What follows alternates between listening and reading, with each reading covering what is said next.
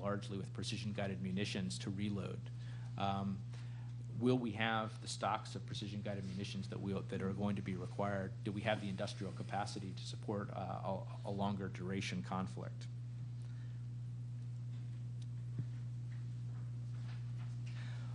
One of the big challenges in this conflict is, in this sort of a conflict, if it were to occur, is the threats that are posed in terms of new domains of conflict, in particular space and cyber. And here we see that both contestants really, even before conflict, would likely be in a limited contest which looks very much like the silent war undersea during the Cold War, where you're constantly testing and probing and preparing for hot war. And we think, one, this could in fact be perhaps our most useful source of indications and warning that high-intensity conflict may be imminent.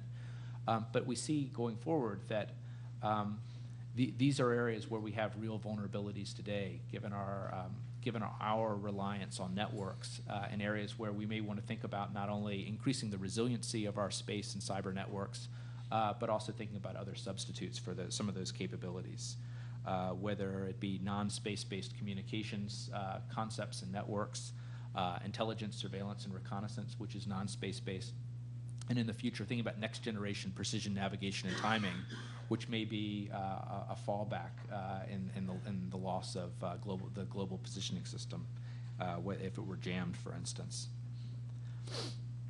Finally, what I'd like to do is talk a little bit about some of the implications for our allies and our security partners, particularly in the Western Pacific region and in the Indian Ocean. One of the things that occurs to me is you look at how successful the PLA has been in terms of building a very robust anti-access area denial capability. And it really harkens back in our own American history to the late 19th century in terms of our development of anti-access area denial capabilities in the form of coastal artillery batteries. I've been reading a book called The Echo of Battle, which is about the history of the institutional army. For those who haven't read it, I'd recommend it. But as we look in our own history, we had this emphasis on how we would keep our potential adversaries. In this case, it was always the Royal Navy as the most capable, and then thinking about the Japanese Navy later.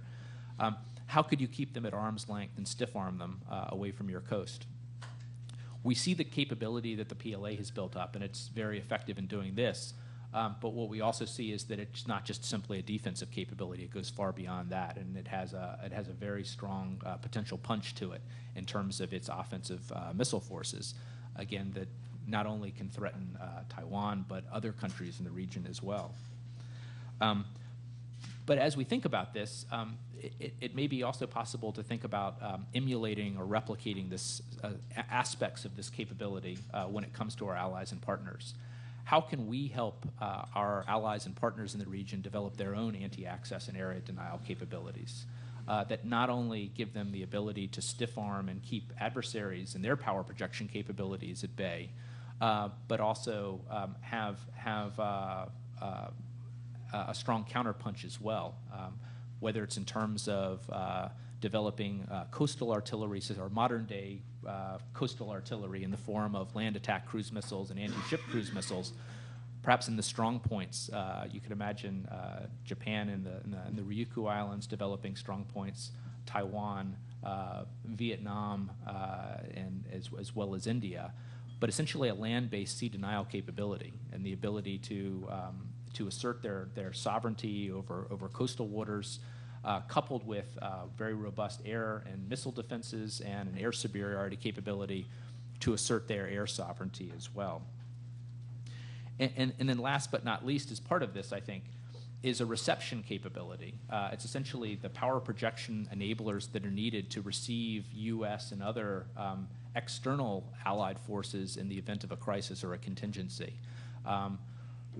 That posture today in the Indo-Pacific region is quite brittle, and how we make that more resilient so that it makes, we facilitate the ability of the U.S. to project power and gain access in crisis, I think will be more and more important. And then I think the final point really is, as Paul was saying, we really have to do more in terms of combined planning and exercising, and really show that we're actually serious. And this is really true in all of our relationships across the board today. We simply don't, our planning and our exercising, our level of standardization and interoperability, it just simply is not at a level which demonstrates seriousness to potential adversaries today. If you look at the development of the posture we had in Europe during the Cold War, the integrated military structure of the NATO alliance, the very robust development of the air-land battle concept in the early 1980s, and all of the investments that were made associated with that concept, as well as all the steps we took in terms of the positioning and exercising of our forces, none of that's going on today when it comes to the Western Pacific. And so I think that would just be my last exhortation, is that that's when you'll know when you're serious, when you see that level of effort really being applied against this problem. In conclusion, as Mark really makes clear in his paper, this is a significant military challenge that we all face, and we really can't afford to get it wrong. The question is really going to come down to the steps that we're willing to take if